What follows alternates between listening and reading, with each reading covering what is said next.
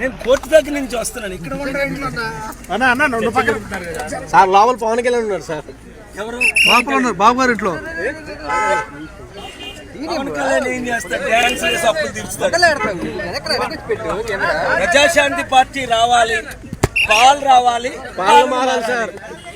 ఇప్పుడే కోర్టు పాలు రావాలి, ఏం బాబా అంతేనే కదా అశోక్ కుమార్, పాలు రావాలి, పాలన మారాలి. అమ్మో సిస్టర్ బాగున్నారా? సూపర్. రేపు మళ్ళీ కోర్టు హియరింగ్. ఎలక్షన్ పిటిషన్ వేసాను, అడ్మిట్ అయింది. రేపు హియరింగ్ కోర్టు 17లో ఉదయం. ఎలక్షన్ ఏప్రిల్లో ఎందుకు జరుగుతుంది? మేలో కౌంటింగ్ ఎందుకు?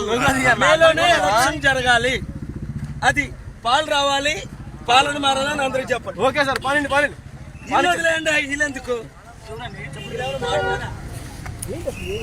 Andhra Pradesh and honourable senior judge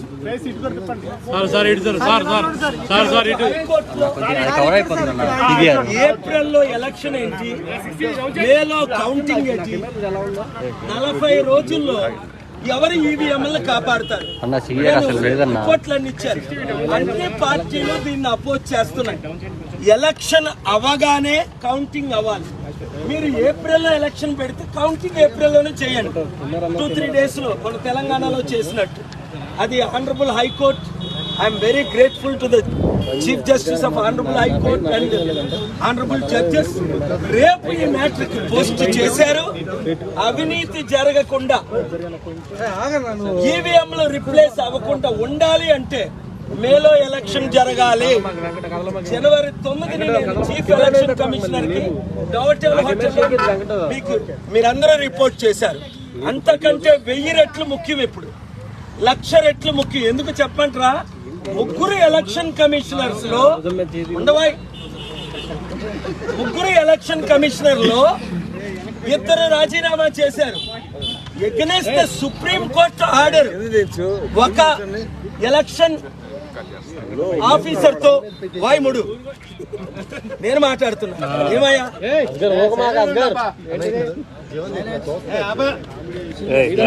మాట్లాడినప్పుడు మళ్ళీ నువ్వెందుకు మాట్లాడుతావు?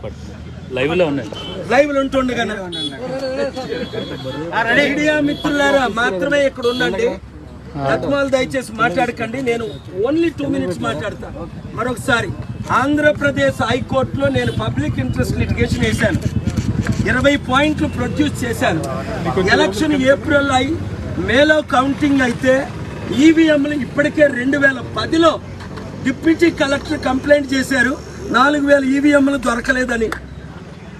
Chief election commissioner Rajiv Kumar గారికి జనవరి 9th అంతకు ముందు పర్సనల్గా కలిసి అనేక సార్లు మేము రిక్వెస్ట్ చేశాం.